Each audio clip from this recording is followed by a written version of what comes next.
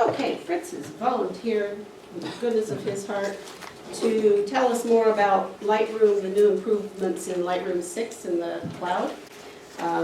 Fritz is an honors grad of WCC photo program. He attended a number of workshops, Terry, Santa Fe, and some Kelby Live and others. He initiated and helped set up the volunteer photography program for Hospice of Michigan and was the 2005 Volunteer of the Year for his work. His photos have appeared in National Geographic Kids magazine, Peterson's Photographic magazine, including a grand prize winner, cover photo for a novel for Dr. John Rubidoux, and cover illustration for Current, thank you. So without further ado, here's Fritz. Thank you. Good evening, folks. It's a pleasure to see everyone here tonight. We are going to talk about Lightroom 6. First of all, I want to thank Rosie and Dick and Terry for the outstanding support, technical support they gave me to make sure that this presentation in fact worked, because there were some ups and downs and back and forth with regard to Lightroom and what version they were running and so on and so forth. I built this presentation on my laptop because I wanted to make sure I knew what version of Lightroom was in fact going to be running. That's going to be the version that's on my laptop. And it is version 6.2.1 for those who need to know that.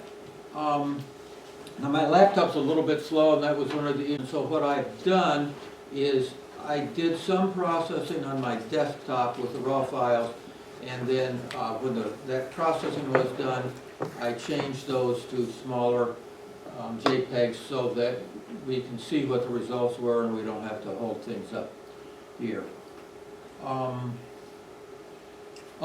What I'd like to do, first of all, I'd like to see a show of hands with regard to who's using what version of Lightroom. And you got four choices. You're either not using Lightroom, or you're using some version of Lightroom 5 or earlier. You're using Lightroom 6 or 6.1, or you're using Lightroom 6.2 or 6.21. So how many are not using Lightroom at all? Oh, wow, more than I thought. Okay. Using some version of Lightroom 5 or earlier. That looks like probably the majority. All right. Using Lightroom 6 or 6.1? Okay, two people. Well, yeah, I think so. 6 or 6.1, and then using Lightroom 6.2 or 6.2.1. Okay. So Lightroom 5 is the main thing. You're aficionados. Okay, what I'm going to show you tonight, and I emphasize the word show as opposed to teach. I want to give you an idea of what some of these things are. The HDR and the panorama is very easy to use, and you'll walk out here knowing that. And I love those apps.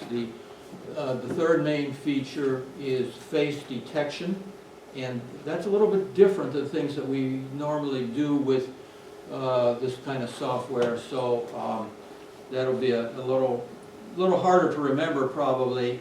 And I really advise you to go to the slideshows, the videos that are put on by Laura Shue. Now, my notes have been put on the Digitizers website, thanks to Rosie. And on the very last page is our instructions on how to get to Laura Shue's blog. And you can go there, you enter your email address, and you have a free download of 90 minutes worth of videos on Lightroom 6. It's well worth it. One of the things that I really like about a video is if you're looking at it and you're listening to what they're telling you, you try it on your computer, and if something didn't work quite right, you can go back and look at that video again. And it's in chapters, so you don't have to take the whole 90 minutes all at once. You can pick the chapter that you want to see. So the main features are HDR, panorama, and face detection. Plus there's a dehaze feature, which is kind of interesting. But with regard to these versions of Lightroom 6.2 and 6.2 brought us the new import procedure. 6 and 6.1 brought us HDR panorama face detection. This 6.2 version that came out got a lot of bad press. A lot of people were upset about it. It reached the point that Adobe apologized for putting out this version without checking for user input and taking their suggestions. And they have pledged to come up with a new version, and presumably they're going to listen to people this time. It's not exactly clear what they're going to present. One of the things, I think probably the biggest bone of contention was the import procedure. And as you know, when you, on Lightroom 5, for example, you take your picture, you take the camera, the memory card out of the camera, you put it into your computer, you import it, and when it's done importing, it automatically ejects the memory card. They took away that feature, so you had to manually eject it. Not a big deal, but there was a lot of fuss about it. So we've got 6.2.1. We can go through all of the things. I'm not going to spend too much on the import procedure because I don't know exactly what the 6.3. I presume it's going to be 6.3. What that's going to be like, but I kind of like the 6.2.1. I think it's cool, and I think it does some nice things. But you can make your own decision on that.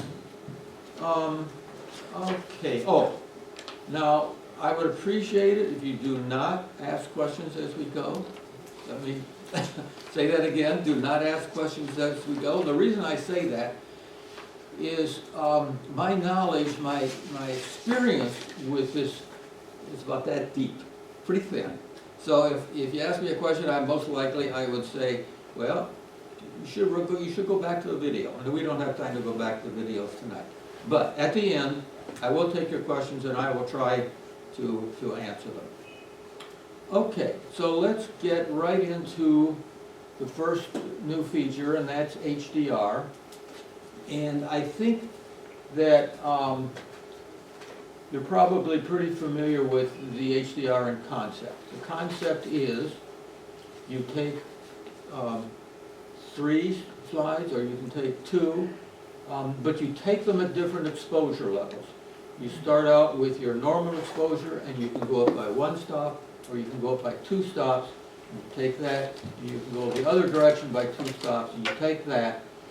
Then the software combines those 3 images, so you get the shadows and the midtones and the highlights, and it puts them together. It really does do a pretty good job, and I'm going to switch screens here. And what we're going to do, I've got the 3 selected. You can see that down here in the film strip. And this is pretty easy to do. You right click, you go to Photo Merge, and then you go to HDR. Click on that, and it is now generating the file for you. And I have a copy of this file, so we don't need that. So you can see how much better this shot is with regard to the tones and so on. And let me emphasize that that's just the first step.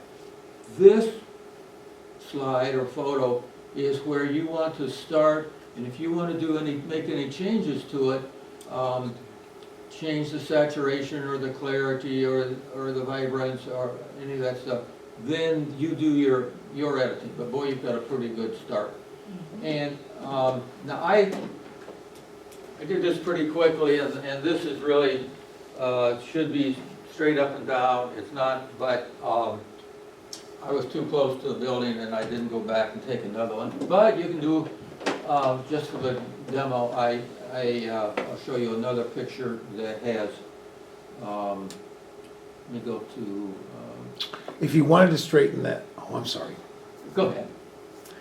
you'd do that to all 3 before you put it together? That would probably be the best way, yes. But I'll show you, you can do it, you don't have to do it with all 3. Oh, okay, now, before I go to the final one that I want you to see, they do these do some toning too. They do quite a bit of toning. They have an auto tone up there. You can see where that's checked. I'm going to turn that off. And you can see that's what it is when you just put it together without the additional software, without the additional steps. So use auto toning. Okay? And I want to talk about the ghosting. What is the ghosting? When you take a picture like this, you've got all these leaves, and you're taking 3 shots. And even when you don't think there's wind, I didn't think there was any wind out there when I was taking this picture, but just the slightest bit makes the leaves move a bit, and you need to get rid of that little bit of motion. And that's what the ghosting does. Now I'm going to turn the ghosting off, and I don't know how well you can see that from where you are, but look at this area right here, and I think you'll see it at least click into place a little better, and what that's doing is actually making it sharper because it's getting rid of that motion blur. Okay, we're doing the, there, did you see that? Move it all. Try this at home, and you can really see it better, but I wanted to give you an idea of what the ghosting is. There is an overlay, the ghosting overlay, and what that just shows you the areas that it picked, thinking that there might be some problems. Okay, now when you're finished with this, you can hit merge. I'm not going to hit merge because I already have merged it on my home computer, and I will show you that image right now. Control D to get out of that, and we go to, where did it go? Here we go. Okay, you can see that this is straightened up here. I added a little bit of sharpness and vibrance and whatever. But this is your final product, or something similar to that. So that's the HDR. Pretty easy, right? Yeah. And I'm actually starting to use HDR now, when before I wasn't, because I thought it was too many steps and you can do it in Photoshop, but this is so easy that why not? Okay, now we're going to go to Panorama.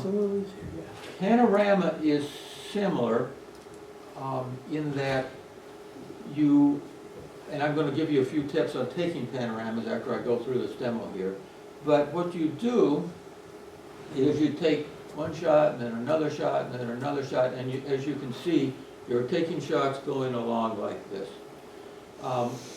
The first tip, and I'm going to give you others in a few minutes, but you don't use your camera in a horizontal position. You turn it vertically so that the tall part, you'll get a taller panorama this way. So that's the first thing. Okay, I've got 10 shots here. I'm going to shift click and capture all 10, and very similar to the HDR. You go to photo merge, you go to panorama, and it takes those 10 pictures and stitches them together. Does a really good job. And this is with small files, so you can see that we use the larger or the larger raw files that take a while. But this isn't too bad.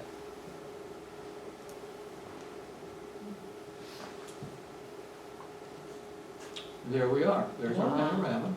And I think it looks pretty good. Once again, this is your starting point.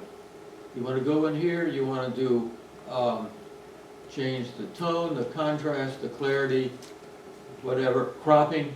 I cropped out this thing over here.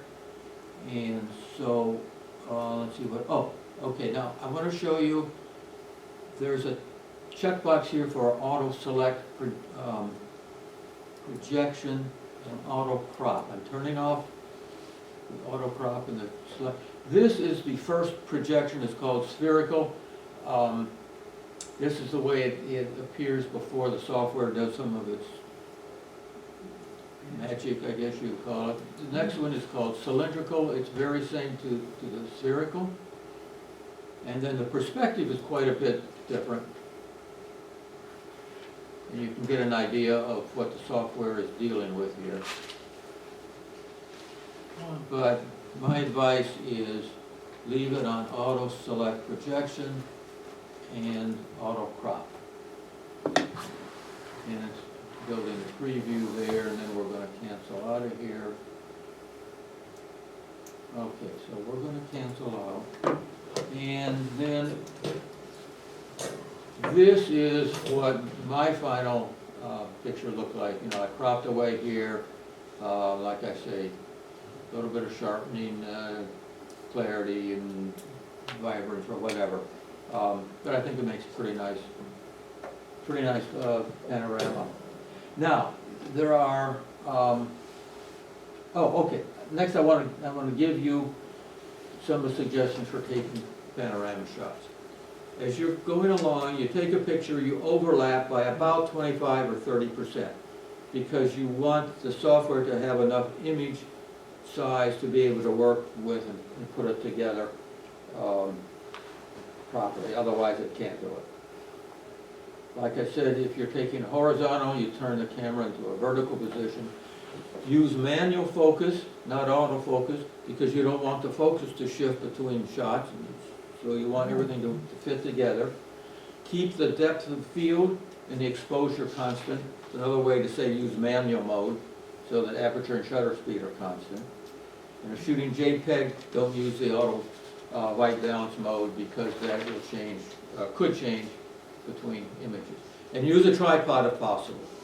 You definitely, if you can at all, use a tripod. You can do it without, but my advice is use it, although I don't always follow that. So what I want to do next here, I want to go back up to the folder in library, and I want to tell you about another use for the panorama, and that is about 2 months ago, I was at a family reunion with 156 people there. It's a large family, and guess who was nominated to take pictures of everyone there and put them up on the web? Yeah. And so this is my sister-in-law, and I said, her name is Linda, and I said, Linda, sure, I'll do it, but I want you to go around with me and call the people in, because I know 5 people and you know 156, and they're going, what's this guy I don't even know, he wants to take my picture. So she said, fine. So she calls in the first 3 or 4 people. We're out in a big park. There are the picnic tables and stuff. 3 or 4 people, and I arrange them, click the picture, and that's fine. Same thing again, the next group.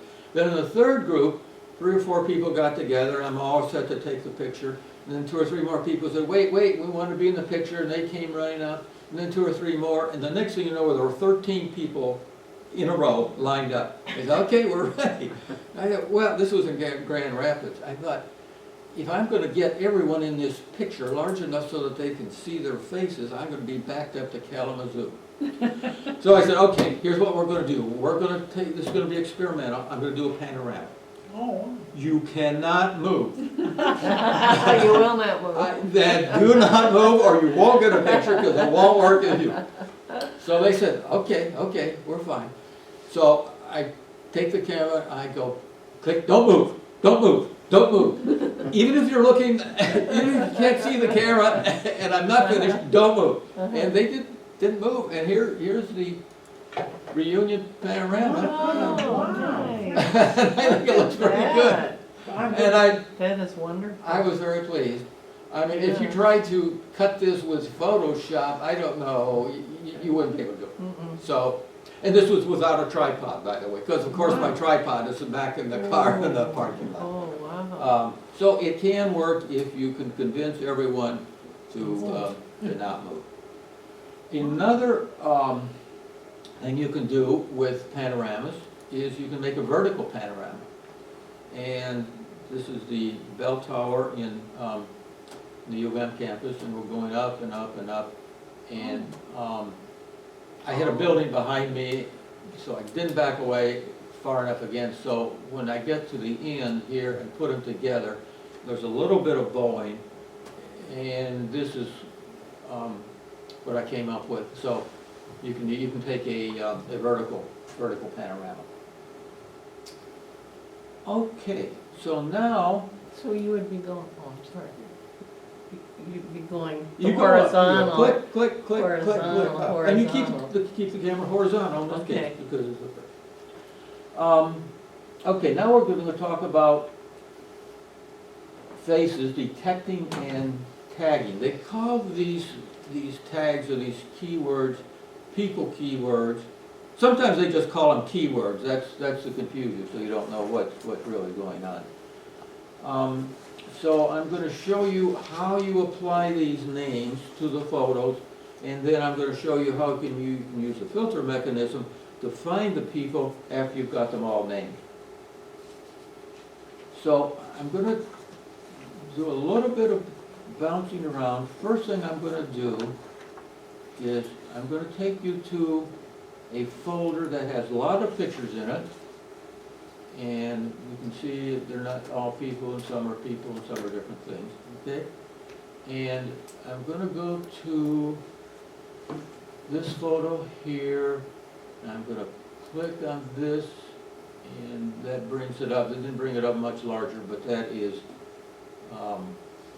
sufficient to see. Now I'm going to click on this thing. I'm going to give you more instructions on this in a minute, but this is called a face region. It's on.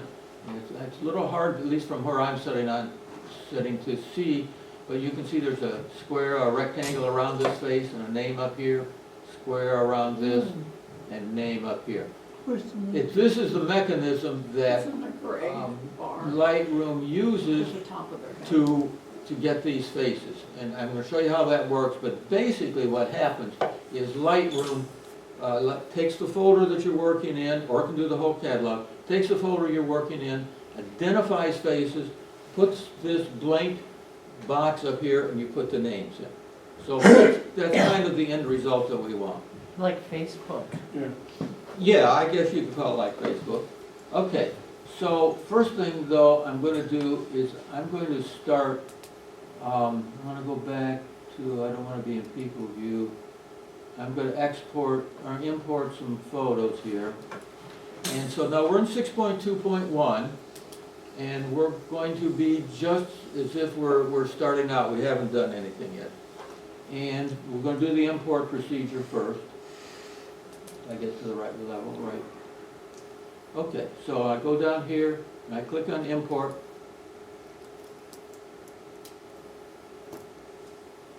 Now, unless you're using this version of Lightroom, this is a new screen for you. But it's actually, I think, pretty good. It's hard to see the writing from where you're sitting, but you can, this is the thumb drive. I've had these pictures out on the thumb drive. And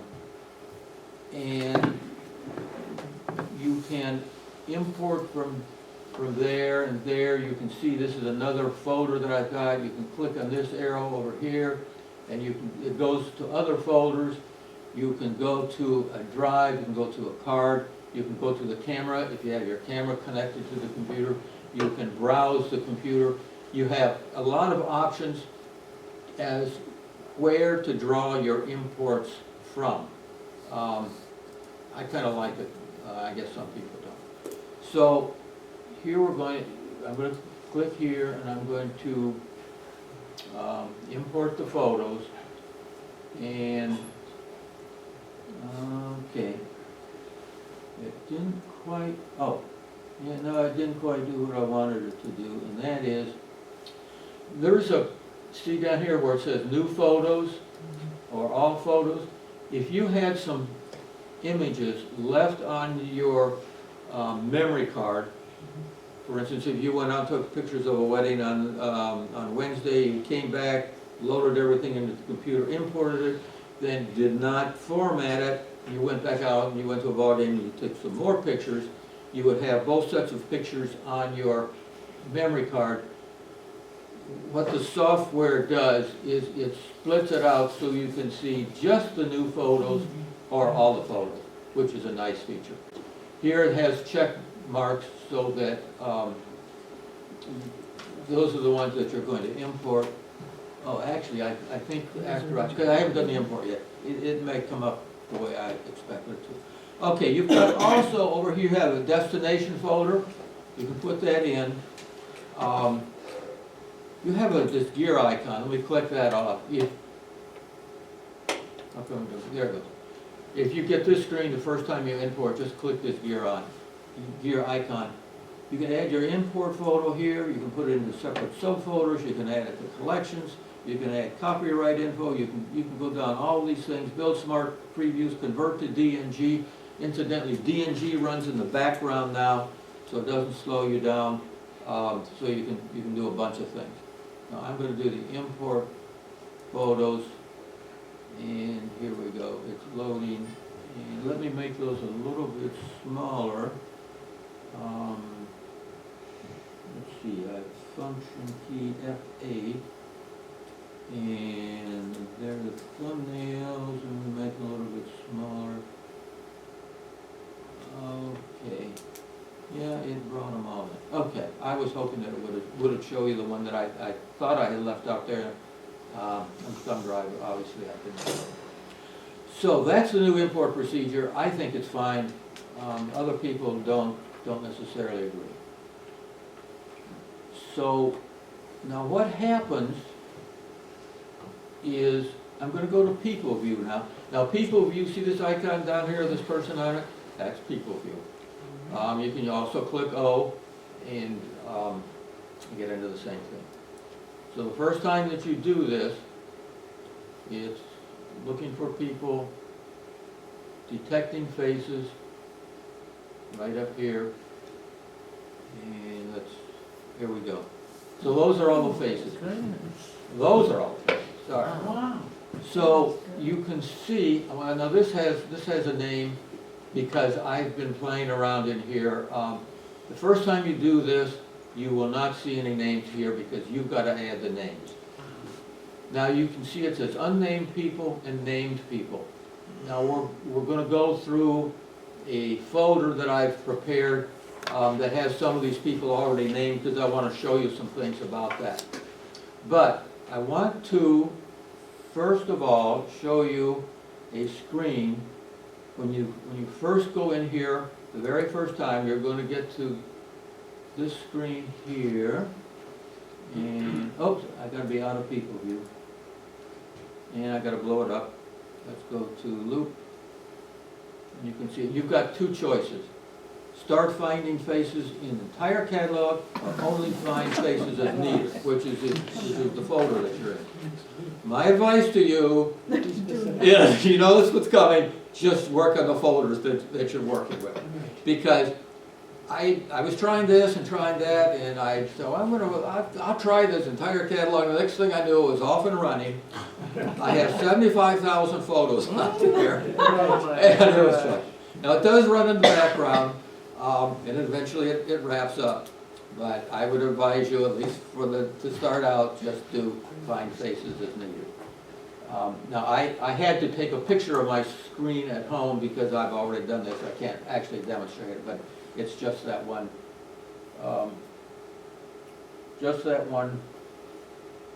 screen there. Okay, so now I'm going to go back to the folder. And I want to go to, where is it? Okay, folder for face detection.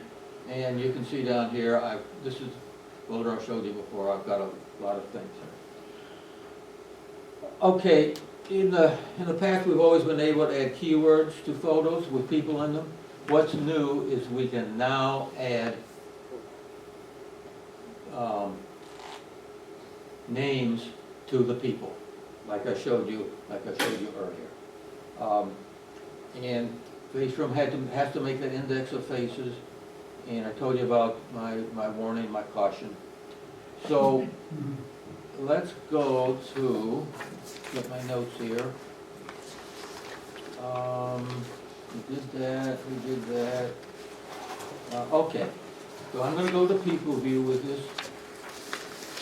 Okay, and you can see now we have named people up here. Obviously I did that earlier. And here are the unnamed faces. Now, they can put similar faces into stacks, and you can see on this stack has a number. There are 5 photos in there. I click on that, Oh, And I've got all 5 various shots of me. And if they're all the same person, then you collapse the stack, you come down here, and you put in the name. For instance, I start with S, and it could be Mary Smith, it could be Fritz Schaefer. Those are the 2 names that are in the database right now, starting with S. When you enter that name, and you can hit enter, and it will have gone up into named people. And now this stack, there were 2 people in this stack that was up here, there are 5 in it now, and you can expand that stack, and those are the 7 photos. And so, it's that easy, that easy. Now, another thing, you can see that up here in the navigator panel, I had clicked on the picture of me and it came up in the navigator panel. Now you may not remember someone's picture that you took, like this person right here. Where in the world did I take a picture of that little girl? So you click on it, and there it is. It's in the navigator panel. Click on it again, comes up in loop view, and there are not all, there are 4 of the rectangle, what do they call them, face views, and then you can enter the names. Now, up here, this lady does not have the face triangle around her. You can go click down here, and you can turn this off or turn it on. If it's off when you get to this point, you just click on that rectangle, and you can then go up here. This turns into a plus sign, and I can draw a rectangle and around the face, and a screen appears where I can enter this person's name, and so then you can enter it, and they are also in the face view, people view. Let's see, now what else do I want to show you here? Let me go back. I'll go back to grid mode, and okay, so what you would do then is, actually I'm going to go back to expanded view. I'm going to turn on the people view, and you can see this person here, Mary Smith, has a name. You need to add the names to all those people. Then you click, you go to your next group of photos. These have already been named. You go to the next one, those haven't been named. And you do that until your entire photo shoot is done and you've got the names in of all your people.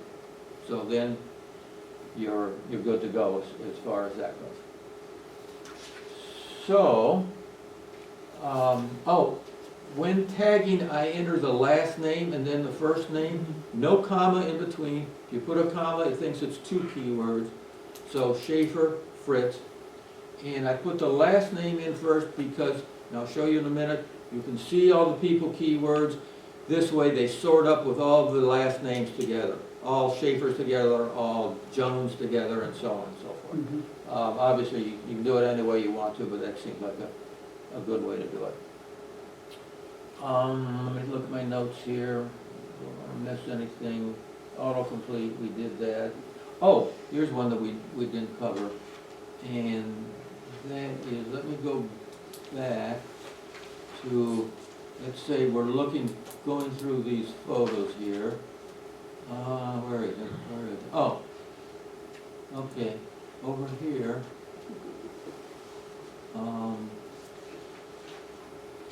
Oh, I wiped out what I wanted to show you when I put my name in. Okay, let me tell you what happened. When this first went through here, it put a rectangle around my face, and it also put a rectangle right there in the middle of that curtain. And that curtain is not a person. So the software does need a little bit of tweaking so that it recognizes things all the time. You can't just get rid of a rectangle Well, yeah, you can get rid of rectangle, you just, let me show you that. Let's go to, this view, let's click on unnamed people, and if I want to get rid of that rectangle, it's not very large, let me make it a larger rectangle. And there's an X up there, Oh, click on it, it's gone. okay. Okay, now I talked about you go through each of your photos, add the names, and a note that when you export, there is a position, a checkbox that you can eliminate all the names, so that if you don't want other people to have information, you can do that. Okay, so now let's go to Shift F8. Whoops. Wrong key, Shift F8. Yeah. Wrong. There we go. This is where, over here, the keywords are. Here are the people keywords. Those are the words that I put in already, the people already. Other is all the keywords that you've added to the file in Lightroom 5 and previously. Again, all is all. Now, one thing that's good about this is called people hierarchy. I put that in there. I think it should be called categories. If you want to add categories, for instance, if you have a business and you have clients, you can have a category for clients. You can have a category for immediate family. You can have a category for relatives in Ohio. Category for relatives I don't want to see again. Whatever you like. Bad branches of the tree. Yeah, right. People I don't want to know about. Ones I disown. Okay, so what you do to create a new keyword tag is you click on the plus sign. I'm going to call it clients.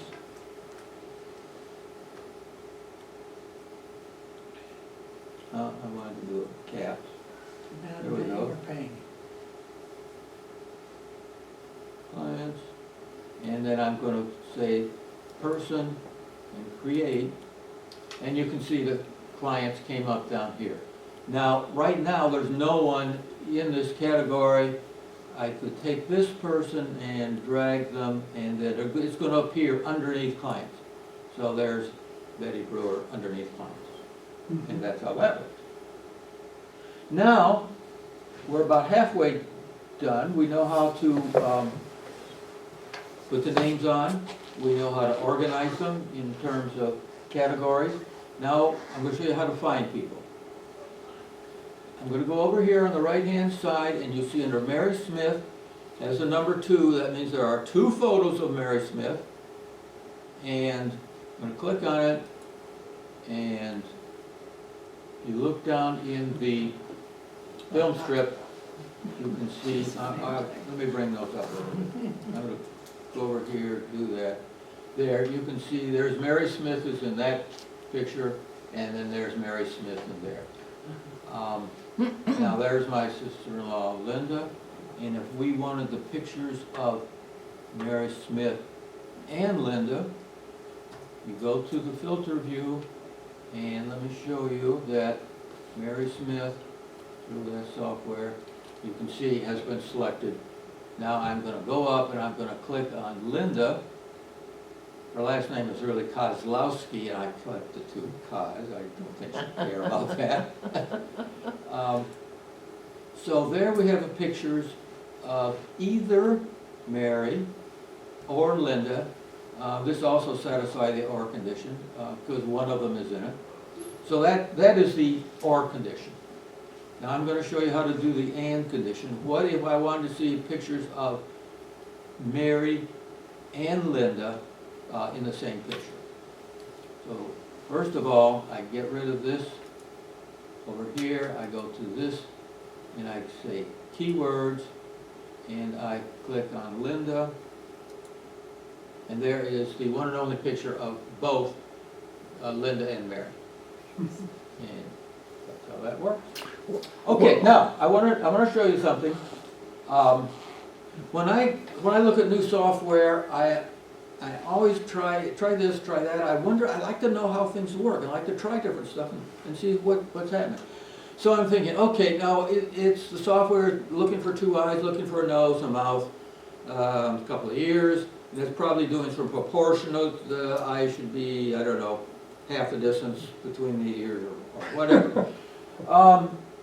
So I'm thinking, you know, it'd be kind of fun if I could put in my dog. So let me. How did I do that? Let me. Nose, ears, eyes. Before you move on, I'm looking right now and I just see Linda Cos highlighted. I don't see Mary highlighted. She's highlighted over in this column. Oh, okay, all right. I only clicked off one person. If you do one in each column, it does the and condition. Thank you. Okay, so I'm going to go to, okay, I want to get rid of this filter. And, oops, I forgot to do one thing. When you're leaving here, you want to go back up here, you want to put none in there, and you can go over here, you want to put all over here, so you're back to ground zero. Okay, so now we can see. So, down, oh, I gotta go to people view. In people view, believe it or not, There he is. that is my dog. Now, the software did not recognize the dog the first time around because it's not supposed to. It's supposed to be for people only. Wow. So how did I do that? I took a picture that had a person in it, full view of the face, and the dog was in it at the same time, full view of the face, and then I used that magic rectangle thing that I showed you earlier, Oh. put the rectangle around there, and said, that is my dog, Deep. Okay, I'm going to put that in. Does it work for old breeds? And there he is under named people. So this software proves that my dog is a person. There's no question.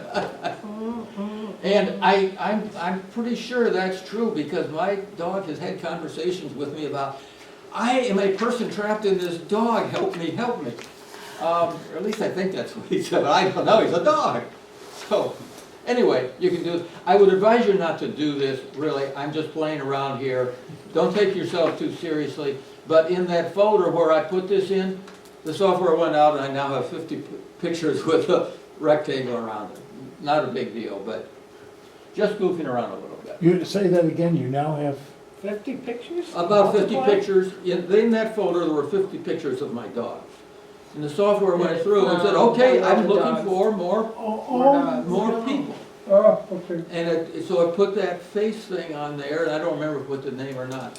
But don't try that at home. You're saying it found your dog in 50 other pictures? Yeah. What about the, Well, I don't Frisbee. know, what I'm thinking is, and I don't know for a fact, but I'm thinking that the software, to some extent, can be modified. And it's modified by what you're saying, this is a person. I mean, when it couldn't identify it as a person, you put the face rectangle around and said, this is a person. So, okay, then, if the software trusts you, you said that's a person, you've got it, that's a person. Scroll down, see the unnamed people you have just Yeah. there, the two green ones that are. Oh, people. yeah. See, it's looking for spots there and thinks it sees faces. Yeah, it thinks it sees faces there. did it find you in all cases? I didn't check the 77,000 photos. No, but, well, I know that you were showing here, you had like 6 or 7 pictures. Oh. But they looked like there were other pictures of you that were There not were. part, either that or you had identical twins or Yeah, no, something. the pictures weren't similar enough Right, that it put them all together. right. But you add your name to it, and it builds up a repertoire of these are the various characteristics. That's what I wondered, in ancestry genealogy that I'm doing, I was trying to, one of my little projects was trying to match up what I thought was the same person at 17 versus 60. We knew Oh. for sure it was this person at 60, that was identified. Yet we had this other one where we're trying to figure out is this the same person, only at 17, younger? And, you know, I was having my nephew, you know, who's the artist and a photographer who knows faces and the sculpture and that. I'm sure To there's, see, you know, how you Yeah. would, and I'm sure there's software, I know that there's software that does aging and one thing and another. This, I don't think would do it, but I'm sure there is software that would take aging into account. Oh, and can aging. match Sure. well. Elements has this, Oh, does it? and I named my son, who's now 18, and then it went through and found pictures of him when he was 5. Wow. Kidding. Okay, so there you are. Oh, wow. There you are. What's it called, what's the name of that called? Elements. I mean, I've had elements, but what? It's in the organizer, it's facial recognition. Oh, It just- facial recognition. It just started in the last couple of rounds, so if Oh. you have something Mine- like before 10, Yeah. yeah. But it- Okay. it has this. Now we're gonna go to the library module. That's face view, face projection, and so on. I'm gonna go back out of people view. I'm in the grid mode. I'm gonna pick a picture, I guess I'll pick of the dog. These are minor changes. Let's say I want to export. And two things that are changed here under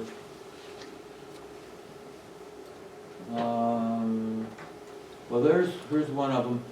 Little checkbox, you can remove person info when you're exporting. And there's another one up here that you can use percentages. Where do I see file setting? Oh, image size, resize to fit, and you can now use percentages as well as what you had before, width and height, the dimensions and one thing. I'm not sure how useful that's going to be.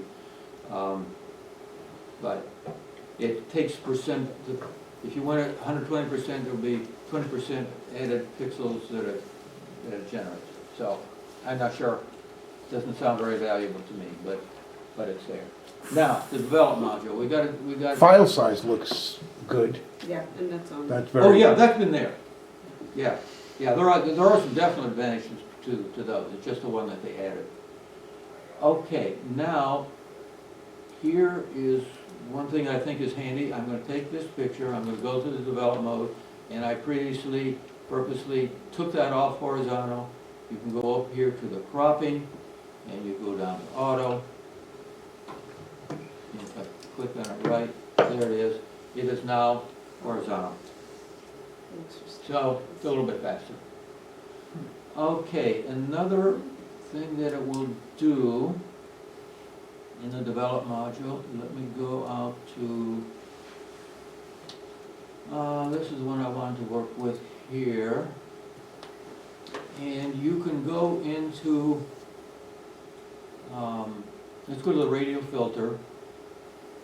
And let me bring this exposure back to about zero.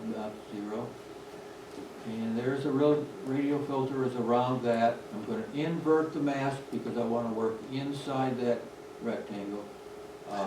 So far, this is everything that we've done before.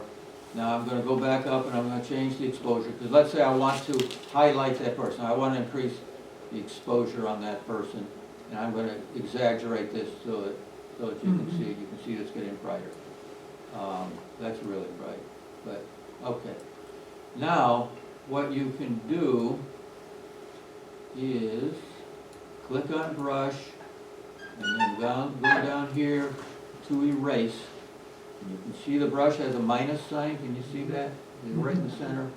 And I'm going to go over here and I'm going to erase on the bushes because I just wanted the person. Oh, wow, that's So, cool.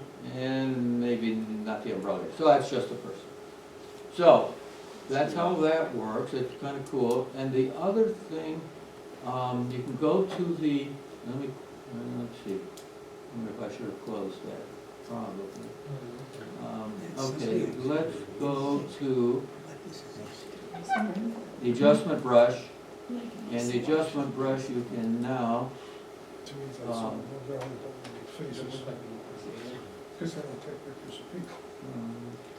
there we go.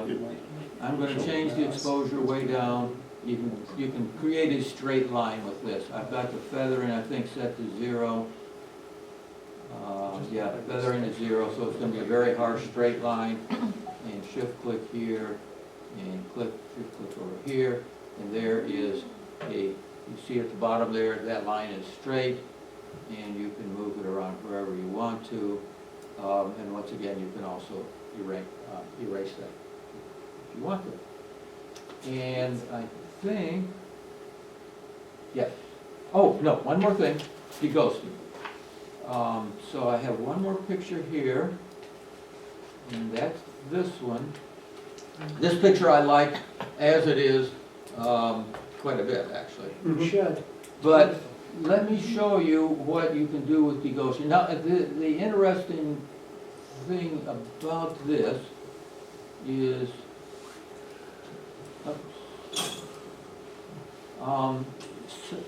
if you're in 6.2.1, the video that I saw showed that under, I think it was under effects, there would be a slider for deghosting, and you move the slider back and forth and change the deghosting. This is 6.2.1, but I'm not using CC. And I think it's done it differently because it uses presets. The presets are right here. It has, this is the 0 preset for dehaze, and if I want to dehaze a little bit, can't even see that. I'm going to take it all the way down to the max, and that's dehazing to the max. And then if I want to go the other direction and give it maximum haze, you've got that, and you've got a whole bunch of intervals in between. And so that's this thing. And folks, that's it. You heard it here first, dogs are people. What questions do you have? Thank you. So once you start naming people, when you go to another picture of you, does it do the box around it and ask, is this Fritz? If it's not sure. But Yeah, otherwise, no, it will say Fritz Shaver question mark, right. and you click yes, and you're off. So in other words, once you start naming it, it'll start saying, is this? Yeah, Okay, yeah. so that's the same. Good. Do you have to do the calculate the cataloging again when you add pictures? No, I Or don't think once so. cataloged, then it'll recognize it? Yeah, oh yeah. Okay. Question? Yeah, was the big fuss about bugs or just about the design things that people didn't like or what? There was a big fuss about some of the features that power users use and were taken away. I don't know what those features are. There was also a fuss about bugs. 6.2 had a lot of bugs, isn't that right, Terry? 6.2, and then they put out 6.2.1, and then they said, well, but you took away all these things, and so it was a big hullabaloo, and they So apologized. what's the current, I'm using 5.7, so if I wanted to upgrade, what would I upgrade to at this point? I would not upgrade at this point. You wouldn't? I actually, no, I seriously, I would not. They're Okay. supposed to come out. I saw one estimate was 2 or 3 months, but no, they haven't officially said what it is. I think that, this is my opinion, 6 and 6.1 are pretty solid. Oh, do you have any suggestions on that, Terry? Would you upgrade if you were at 5? I would, but I would also go for it on third down. Okay, So, your choice, your choice. But if you go to 6.2.1, right now what they're saying, you should go back and you should, what do they call it when you completely take it away? Rollback. Well, not roll back, not delist it, eliminate the whole catalog and start from scratch and all that kind of stuff. Kidding. Are you kidding? That's what some of the people are saying on the blogs, like Victoria Brampton, who's into this, and Laura Shue and so on. I do not want to get into that. On my desktop, I have 6.1. I'm happy with it. I'm using it. I'm waiting until they come out with another version. So what is Lightroom CC then? Is that? Lightroom CC that's the perpetual thing. It's the subscription. It's in the Yeah, I cloud. know. So if you're on the CC. What version, subscription, she's asking what version. What version is What it does is it pushes it onto you essentially almost automatically. So- Adobe No, Creative Center will I'm not essentially, I have the cloud subscription, but I haven't upgraded to CC. I mean, it tells me occasionally I should, but I just don't. So you're asking. So are you instead- paying monthly? Yes. Yeah, so what I'm But asking you're not is, how upgrading. does Lightroom CC compare to 6.1 or 2? Are they comparable? Not exactly. My understanding is that they are putting things in CC that are not in the current version of 6.1 or 2? 6.1 or 6.2. Okay. Now, there's a little bit of lag there, and once again, I defer to Terry, who knows a lot more about this version business than I do, for sure.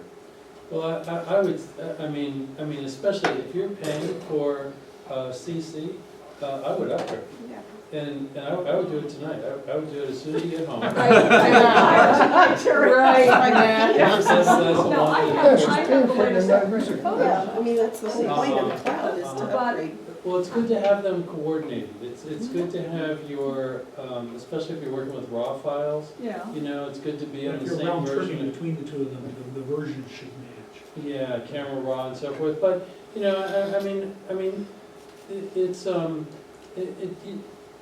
I don't think we can halt the progress of going to the next version of the software, and even though they kind of screwed up with it, you know, I'm just rolling with it, and that's fine. We just upgraded all of our computers on campus to the latest version that they're going to modify with the next release, and it's, you know, it's fine. But there are some, as Fred has so well pointed out tonight, there's some real advantages in the current version of Lightroom that I think it's worth upgrading for, even though we're waiting for them to fix a few things. Okay, all right, thank you. So, but if it doesn't work out for you, Don't call Terry. Don't blame Terry I can call you, Karen. tonight, No, I'm not doing it. 4 in the morning is a good time. Yeah. early morning. Just don't delete 5.7. I don't do anything, probably last No, night. I have a subscription, I have it for Well, everything else. thank you, Fritz, for doing that.